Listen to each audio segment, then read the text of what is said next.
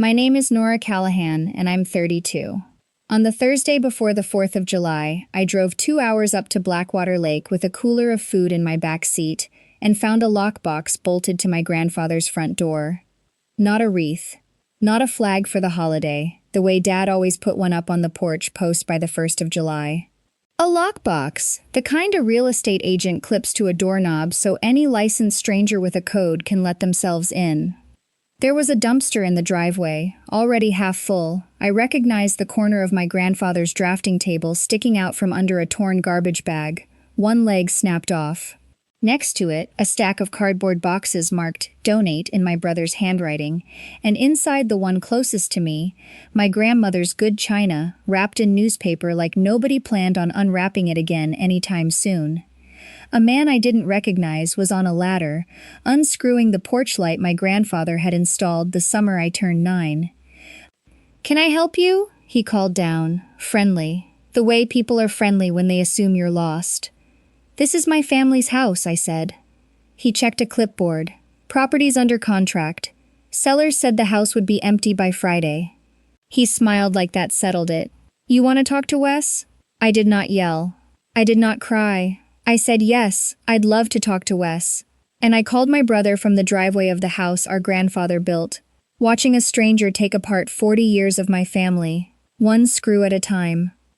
But 3 weeks later, on the morning the Kowalskis were supposed to close on that house, when Wes's phone would not stop ringing, and the closing he'd promised his buyers by the 4th of July fell apart 40 minutes before signing, that part of the story I'll get to.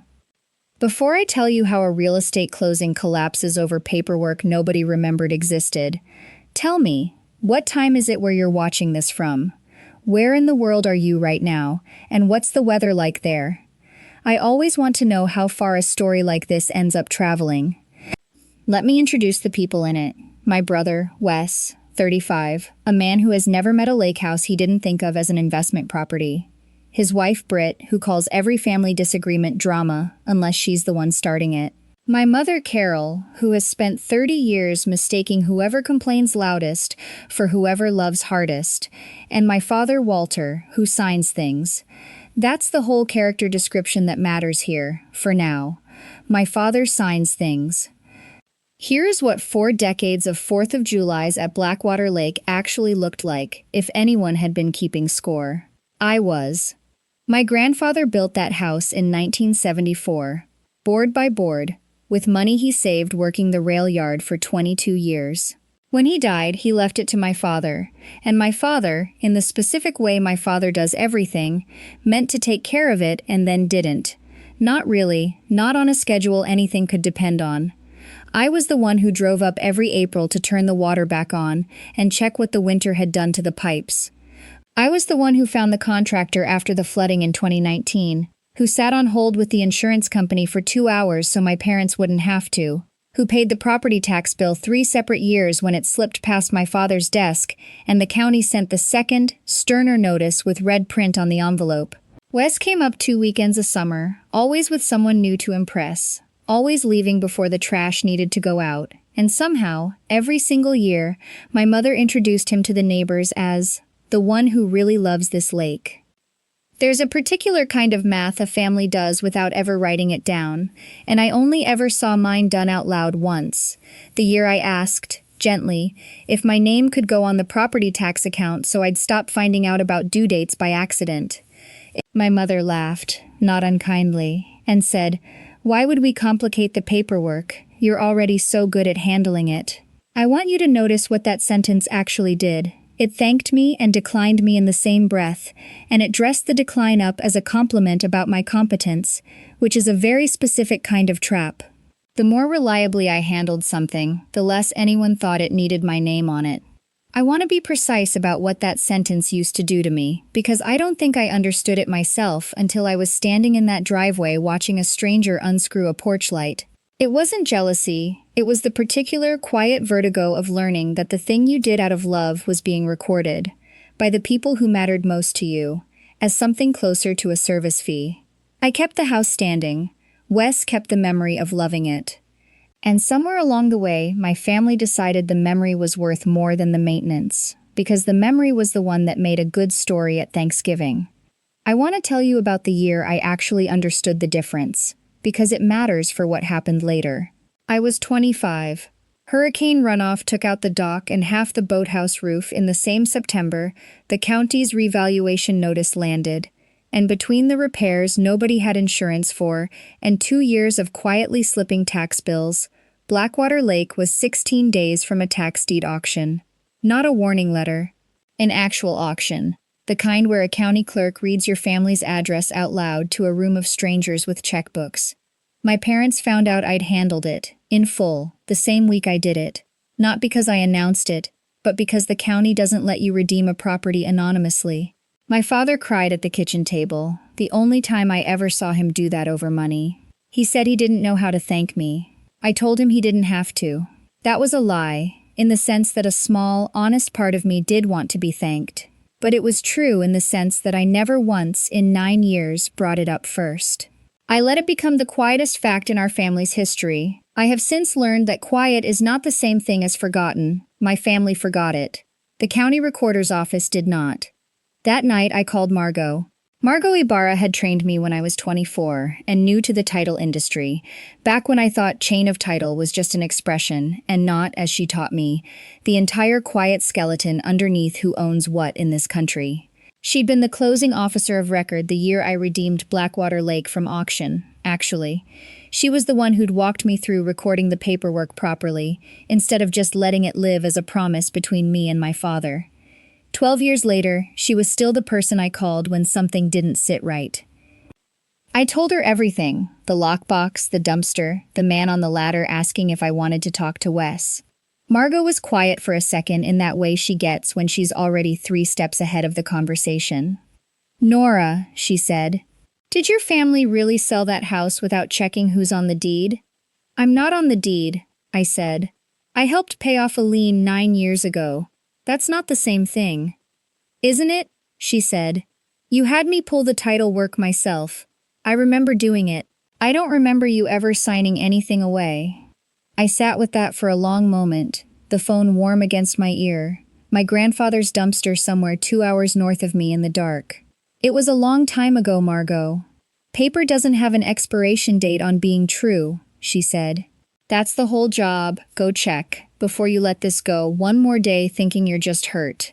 You might be something else. You might be owed." I didn't sleep much that night, but for the first time since the driveway, I wasn't just angry, I was curious. And in my line of work, curious is a very dangerous thing to be. I went to my parents' house 2 days later, still without the one piece of information that would have changed how I walked in the door. Because Margot had told me to check, not what I'd find, and I hadn't gone to the recorder's office yet. Some part of me still believed that if I explained it plainly enough, calmly enough, my family would simply see it.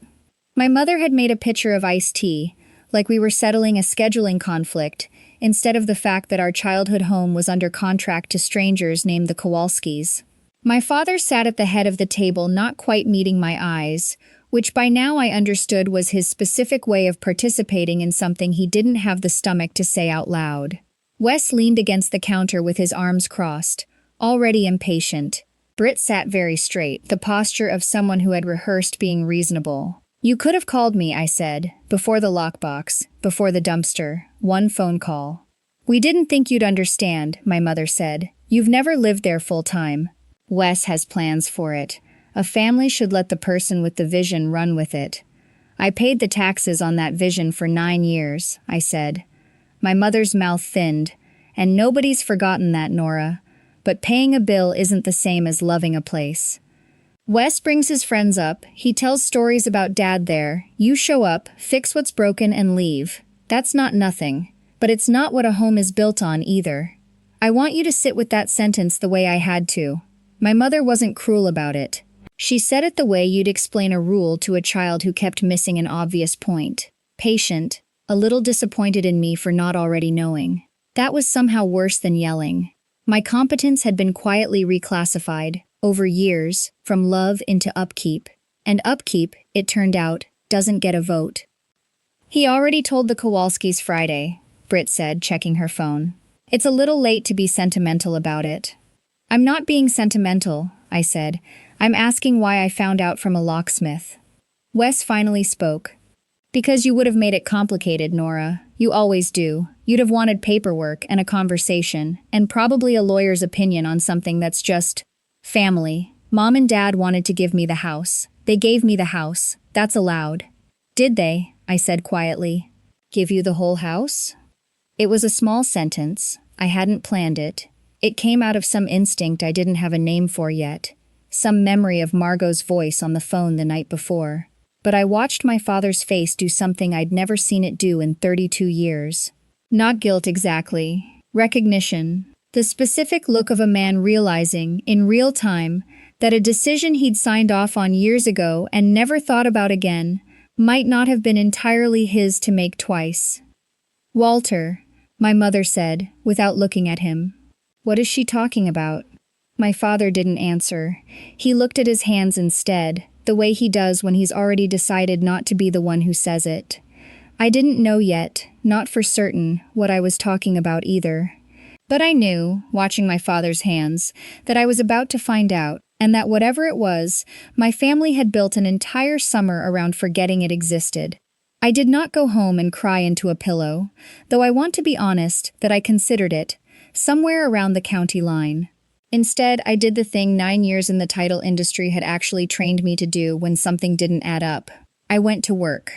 Not my actual desk. The recorder's office doesn't run on my company's schedule, and I didn't want to explain to my coworkers why I was pulling my own family's file before I understood what I was looking at.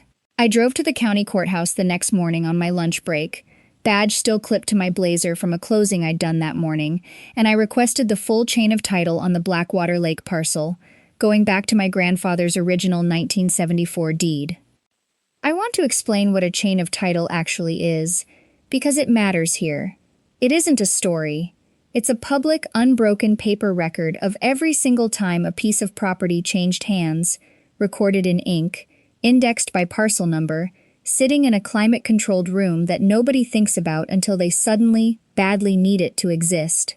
It does not care what your family remembers at Thanksgiving. It only cares what got filed.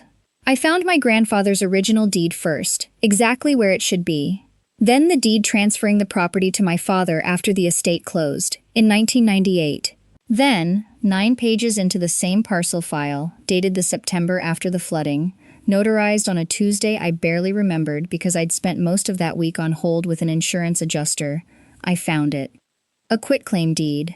My father's signature, notarized, granting me a 25% recorded tenancy and common interest in the Blackwater Lake property, in consideration of debt satisfaction and past improvements rendered. Margot's signature was on it too, as the closing officer of record. It had been sitting in that file, properly indexed, fully valid, for 9 years. Nobody had ever filed anything to undo it, not a release, not a quitclaim back, nothing. I sat in my car in the courthouse parking lot for a long time with that single page on my lap, and I want to tell you the truth about what I felt, because it wasn't triumph. It was grief, first, for every Thanksgiving where I'd quietly absorbed the idea that what I did for that house was maintenance and what Wes did was love, when the county had known the real math the entire time and simply never been asked. Then, underneath the grief, something colder and more useful settled in. I hadn't been erased, I'd been ignored. Those are not the same thing, and only one of them can survive a records request. I made 3 copies before I left the building. I have never once regretted the habit of making 3 copies of anything that matters. That same afternoon, back at my own office, I did something I'm not entirely proud of, though I'd do it again.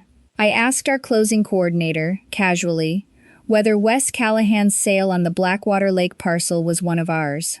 It wasn't. He'd used a title company 2 towns over, a smaller shop that did fast, cheap closings for flippers who didn't want questions asked. That detail sat with me strangely. 9 years in this business teaches you that people who want a slow, careful title search go to the biggest company in town. People in a hurry to close before anyone looks too closely go somewhere smaller. I called the closing coordinator at Wes's title company 2 days later, using my own credentials, and asked, professional to professional, the kind of routine courtesy request that happens between title offices every week, whether a full historical search had turned up any outstanding recorded interests on that parcel. There was a pause on the line, and then she said something that told me everything. "We flagged an old quitclaim in the file," she said, "but the seller's agent said it was a clerical cleanup item, already resolved. We didn't dig further. Someone had told them it was resolved. It wasn't resolved, it had never been resolved, because resolving it would have required my signature, and nobody had ever asked for it. There was one more piece I found before I stopped digging, and it's the one that changed how I understood all of this." My father, sorting through what he called old business stuff that spring, had texted a photo of a stack of papers to the family group chat, asking, in his usual half-finished way, whether any of it still mattered before he tossed it. Nobody had answered except Wes. 3 minutes later, in a private message, my father accidentally screenshotted into the wrong thread months later, while trying to show my mother something else entirely. "Don't mention that to anyone. Just get rid of it or give it to me. Not worth complicating things before we list." I read that message 4 times before I understood I wasn't looking at forgetting anymore. I was looking at a decision. I want to pause here, because if you've ever found out that something you built quietly was being quietly written out of the record by people who assumed you'd never think to check, I want to know what you'd have done in that parking lot, with 3 copies of a 9-year-old deed on your lap and a phone full of your family's names. Comment it below. I promise I'm about to tell you exactly what I did. But that question sat with me the whole drive home, and I don't think it's a bad one to sit with yourself. What I did not do was call my family that night. I have watched enough of these situations unfold in my own career to know that the version of you who calls in anger is never the version who ends up believed. So instead, I did the quiet thing.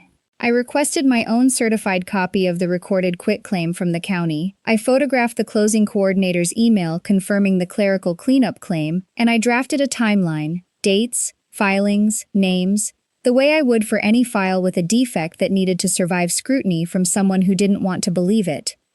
I was not building a case to hurt my family. I want to be honest about that, because it would have been easy to tell myself I was. I was building a record that could not be talked out of a room the way I had been talked out of rooms, gently and reasonably, my entire life. The closing was scheduled for 9 in the morning at Wes's title company, the small one 2 towns over, on the Wednesday before the 4th of July, the same deadline Britt had thrown at me across my mother's kitchen table, like it was a wall I was supposed to salute. I did not go to stop it dramatically.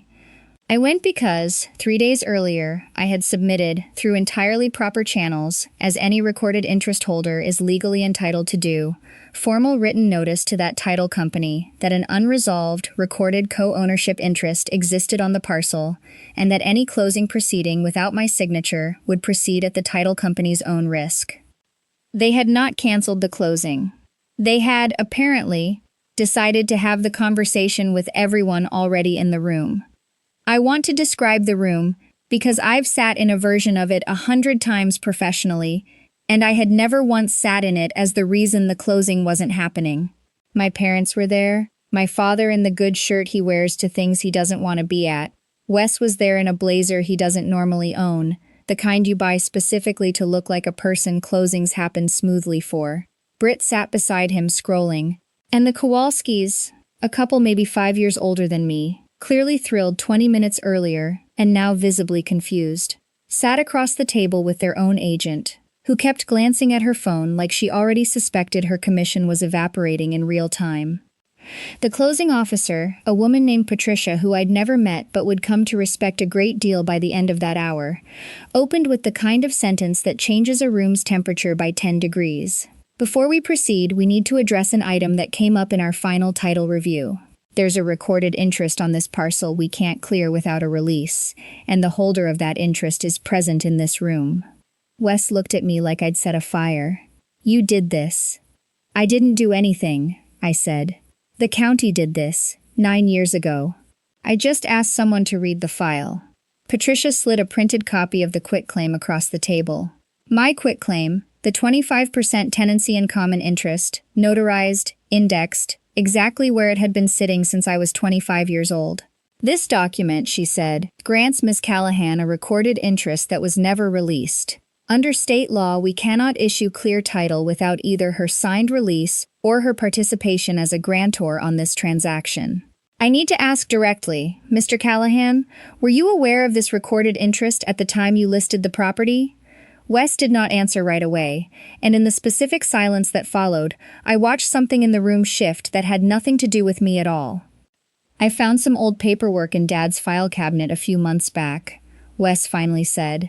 It looked like an old thing, a formality. I figured it wasn't relevant anymore. Did you disclose that paperwork to your title company during the listing process? Patricia asked. Another silence. Longer. No, Wes said. I had not planned to speak again. I had told myself, in the car, that I would let the paperwork do the talking, because paperwork doesn't get accused of being dramatic. But I looked at my father's good shirt and my mother's tight hands around her purse strap, and the Kowalski's agent quietly gathering her things, because she could see where this was going, and I said the only sentence I'd actually prepared. I'm not asking anyone in this room to believe me, I said. The county already did. 9 years ago, I'm just the first person who thought to ask them. Nobody said anything for a moment. Then the Kowalski's agent stood up. I think we need to step out, she said to her clients, with the particular calm of someone who has just watched a deal die and doesn't want to be in the blast radius when it finishes. The Kowalskis followed her out, murmuring to each other, and I watched two strangers I'd never met walk out of a house that had been, 40 minutes earlier, about to become theirs, a house I still hadn't decided how I felt about, but knew, with total certainty, was not going to leave my family's hands through a lie of omission. My mother turned to me once the door shut. You humiliated your brother in front of buyers. He humiliated himself the moment he decided not to mention it, I said, and I did not raise my voice to say it. That was the part that seemed to unsettle her most. That I wasn't performing anger for the room. I had simply stopped being willing to make my own erasure convenient for everyone else's summer plans. Wes stood up so fast his chair scraped the floor. You've been planning this. This whole thing. You've been sitting on this for years, waiting for a moment to use it against me. I've been sitting on it for years because nobody ever asked, I said. You're the one who found it 3 months ago and decided not to mention it to a title company. That's not the same thing, Wes, and you know it.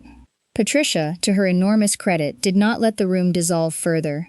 She closed her folder with the specific finality of someone who has done this exact job for 15 years and has seen every version of a family finding out what's actually in a file. Given what's been disclosed today, she said, this transaction cannot proceed as structured. I'll also need to flag this file to our underwriting department for review, given the non-disclosure question that's now on the record. I hadn't asked her to do that. I want to be honest about that because a version of this story could have ended in that room, with the sale simply collapsing and everyone driving home furious. But documentation, once it's properly on someone else's record and not just mine, tends to keep moving whether you push it or not. That was the first time I understood, really understood, what Margot had meant 9 years ago when she told me that recording something properly wasn't about protecting myself from my family. It was about making sure the truth had a place to live that didn't depend on anyone's memory, including my own. By the time I got home that night, there were 14 missed calls, mostly from numbers I recognized as aunts and cousins who hadn't spoken to me in over a year, and one voicemail from my mother that I listened to once and did not save. I didn't call anyone back. Instead, I did the thing that has never once failed me in 9 years of this work. I put it in writing. I drafted a single letter, addressed to my parents, to Wes and to Britt, and I made sure it contained no feelings in it whatsoever, because feelings were the one currency my family had always known exactly how to renegotiate. Facts, it turned out, were harder to talk down. I stated plainly that I held a valid recorded 25% tenancy and common interest in the Blackwater Lake property, established in accordance with a debt satisfaction 9 years prior, that no release of that interest had ever been executed or recorded, that any future transaction involving the property would require my signature as a matter of law, not preference, and that I was, as of that letter, formally requesting written confirmation of who had known about the recorded interest at the time the property was listed for sale, given the disclosure question the title company had already flagged for underwriting review. I attached the certified copy of the quitclaim, the closing coordinator's email about the clerical cleanup, and a clean, dated timeline. I sent it to all 4 of them, and I blind copied myself, and I saved everything in a folder on my desktop labeled, with a directness that felt almost funny by that point, Blackwater, title record. It felt cold to write, I won't pretend otherwise, but it also felt, for the first time in longer than I could easily remember, like I was finally speaking in the one language nobody in my family had ever managed to talk me out of. 2 days later, Britt posted something in the family group chat, the one with 11 cousins and an aunt who mostly shares recipes, that described me as trying to steal Wes's house out of spite, and twisting an old piece of paper into something it was never meant to be. A cousin I hadn't spoken to since a wedding 3 years earlier replied with a single crying laughing emoji. Another wrote, "This family has too much drama, praying for you all." My Uncle Ray, who I actually like, wrote, "Surely this can be worked out privately, Nora," as though privacy was a thing my brother had been especially committed to when he hired movers before telling me the house was under contract. I replied exactly once, in the same flat, documented tone as the letter. For clarity, I hold a valid recorded ownership interest in the Blackwater Lake property, established 9 years ago in exchange for redeeming it from a tax foreclosure auction. That interest was never released. Wes has confirmed, on record with the title company, that he was aware of it and did not disclose it during the sale process. I'm not twisting a piece of paper, I'm reading one. I attached a single image, the notarized signature page, my father's handwriting unmistakable even at a glance, the county recorder's stamp in the corner. For 6 full minutes, nobody typed anything at all. I know it was 6 minutes because I watched the little scene timestamps update one at a time, silently, the way you'd watch a dropped pin land. Then my aunt left the chat. Then a cousin sent a single message, "Oh," and nothing else. Ray never mentioned privacy again. My father called me the next morning, and for once I picked up. He didn't apologize, not exactly. What he said was, "I forgot I signed that. I want you to know I didn't forget on purpose." "I believe you," I said, and I did.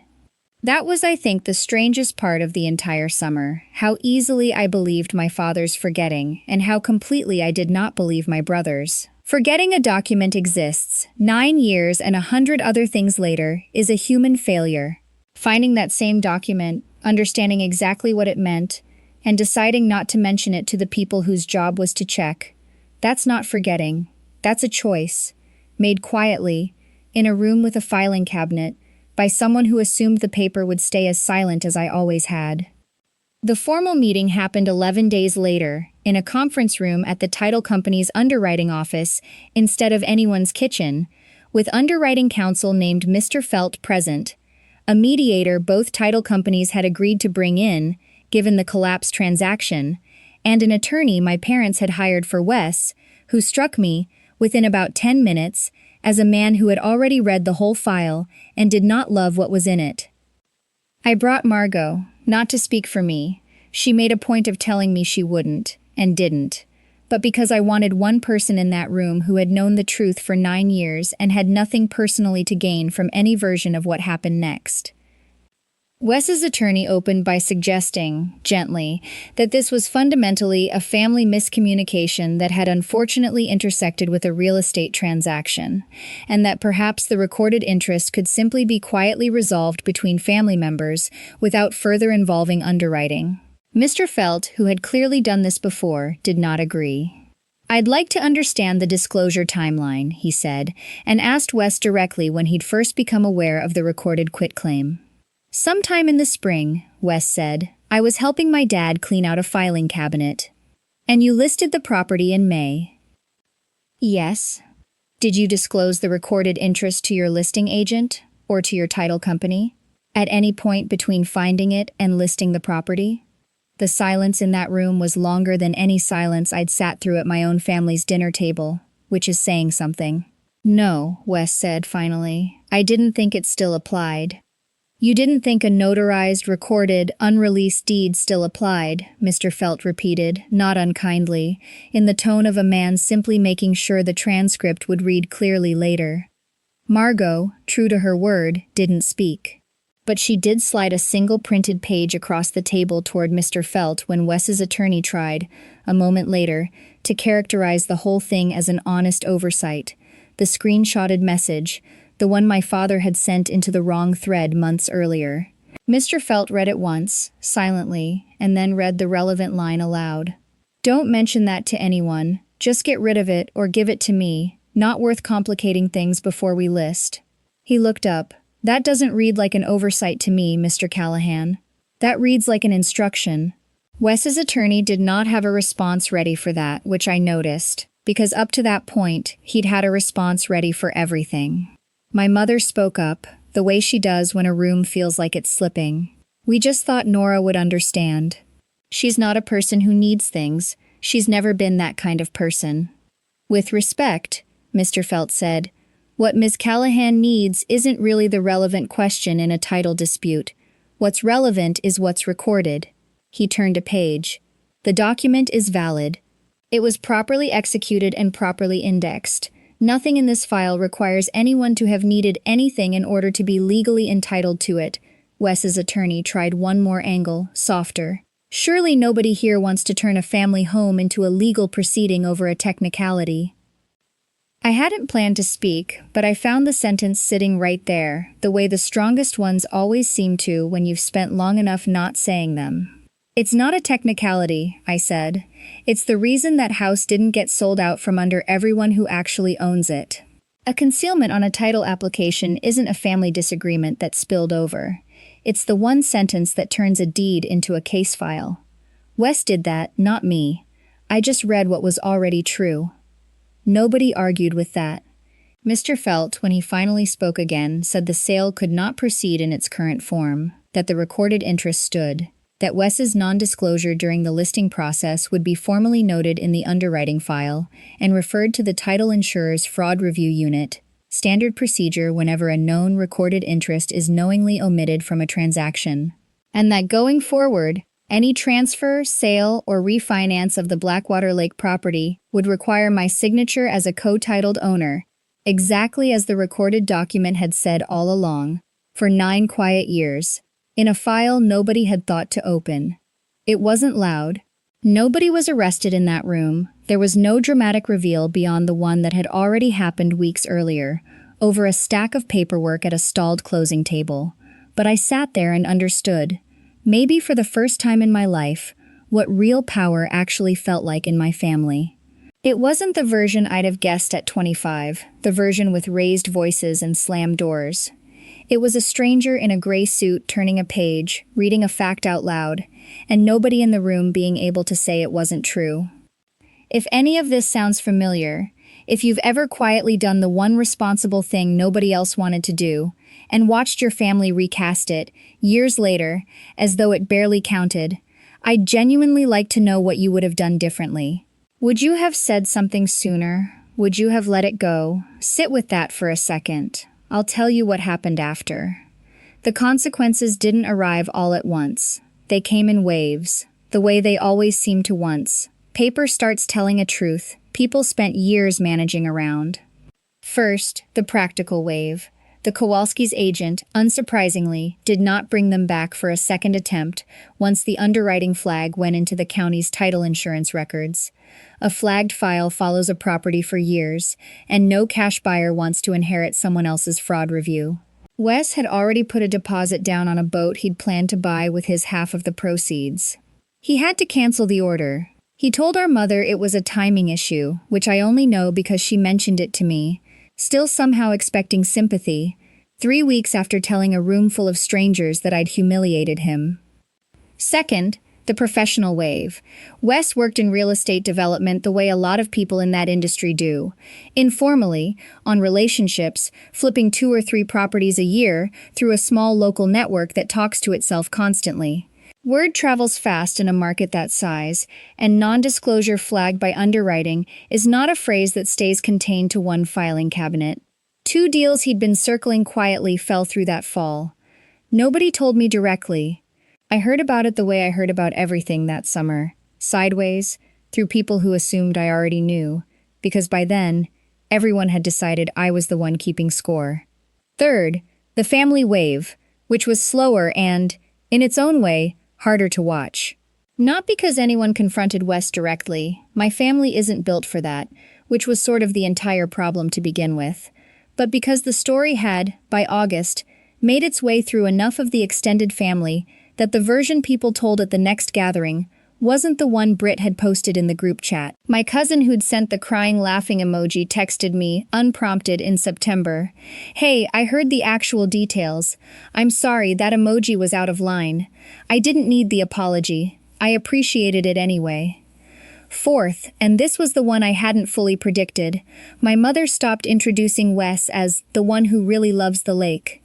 I noticed it first at a birthday dinner in October, a small, almost nothing detail. She introduced him to a new neighbor simply as my son, and me, a beat later, as my daughter, who actually kept that house standing all these years. It wasn't an apology. My mother has never, to this day, said the word sorry to me directly about any of it. But I understood, hearing that sentence, that something in the accounting had finally, permanently shifted, even if she never said so out loud. Wes did not apologize either, not really. What he said, months later, at a smaller family dinner neither of us particularly wanted to be at, was, "I didn't think it would actually matter. I thought it was just old paperwork." I almost pointed out that he'd said almost the exact same sentence to Mr. Felt, in a room with a mediator present, and that it hadn't gotten more true with repetition. I didn't say it. Some sentences don't need a second reply. They just need to sit there, next to the first one, until the person who said them hears the echo themselves. 8 months after the lockbox, my father asked to meet me at Blackwater Lake itself, alone, on a Saturday in March when the water was still too cold for anyone to want to be there, which I think was exactly why he picked it. He'd had a real deed prepared this time, a corrected one, drafted properly by an actual real estate attorney, reflecting what the county had known for 9 years and what our family had spent one summer trying not to. 25% recorded, my name spelled correctly, no clerical cleanup required. He slid it across the porch table the way he used to slide report cards back to me when I was a kid who'd already known she'd done fine. "I keep thinking about the day you found out," he said. "I want you to know I've thought about why I never brought it up again. All these years. I think some part of me let myself forget because remembering would have meant admitting I owed you something I couldn't easily pay back any other way. It was easier to let it be an old kindness instead of a debt." Polokar. It wasn't a full apology. My father, I've come to understand, may not have one of those fully in him. But it was the first time in 32 years he described the actual shape of what he'd done, instead of the softened version everyone else in my family had been handed instead. Wes never said anything close to that. What changed with Wes was smaller and stranger, he started asking. Before any decision about the house now, a new roof, a rented week, eventually, a plan to finally fix the boathouse properly, he asks. Not because a document requires his signature to match mine, which it does, but because I think some quiet, unspoken part of him finally understood that access to me had always had terms. He'd simply never been the one required to notice them before. I want to be careful here, because I know how this could sound, and it isn't what happened. I did not take the house. I did not freeze my family out, or sell my share out of spite, or turn Blackwater Lake into a courtroom every summer after that. What I did was smaller and, I think, more permanent. I stopped being willing to let my own competence get quietly refiled as something less than love, just because it was easier for everyone else to hand the warmer story to whoever visited the least and smiled the most. I used to think the opposite of being loved out loud was being cold. I don't think that anymore. I think there's a version of a person who simply stops performing patience for people who are never going to notice it as a gift, and that version isn't cold. She's just finally being read correctly, for the first time, by people who'd always had the file. They just never opened it. I still drive up to Blackwater Lake every spring to turn the water back on. I don't mind that part. I never did. What I minded was spending 9 years being told that doing it quietly meant it didn't count. So if you're the one in your family who quietly keeps the taxes paid and the pipes from freezing and the insurance current, the one who gets called reliable right up until reliability becomes inconvenient to acknowledge out loud, I want you to hear this clearly. The work you do without an audience is not worth less because nobody was watching. It is not maintenance instead of love. It is love, filed properly, waiting for someone to finally read the record instead of the story they'd rather tell about you. Keeping your own paperwork isn't bitterness. It isn't planning for a war you're hoping to start. It's just refusing to let your own history get quietly rewritten by people who benefited from you never checking. Sometimes the truth doesn't need you to raise your voice at all. It just needs you to know where it's filed. I'll ask you the same thing I asked Margot, in a courthouse parking lot, with 3 copies of a 9-year-old deed on my lap. If you found out tomorrow that something you built quietly had been written out of your own family's story, would you go check the record? Or would you let the softer version stand, the way I almost did? Tell me in the comments. I read every one of them, and I'm always curious how far a story like this actually travels. This story is a work of fiction, created for entertainment and reflection. Any resemblance to real families, real properties, or real filing cabinets is coincidental. If it stayed with you, let it be for this reason. The quietest kind of love is still love. It was never supposed to need a witness to be real. It just, eventually, deserves one.